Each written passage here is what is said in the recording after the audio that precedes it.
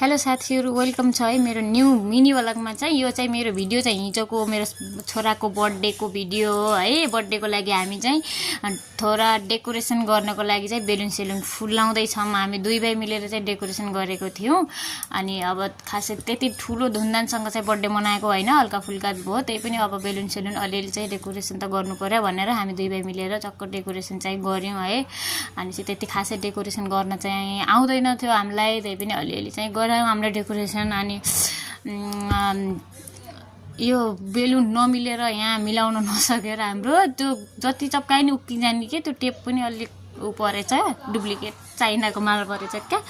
टक्क डेकोरेसन चाहिँ हामीले जसो तसो अलिअलि चाहिँ गर्यौं साथीहरु है। फाइनल चाहिँ यस्तो चाहिँ हाम्रो डेकोरेसन चाहिँ भएको थियो। यतिको चाहिँ बनाएर रेडी भयो। अनि यहाँ मेरो बुढाले पनि आएर कस्तो बनायो भनेर चेकिङको लागि चाहिँ आउनु भएको थियो सियो साहब।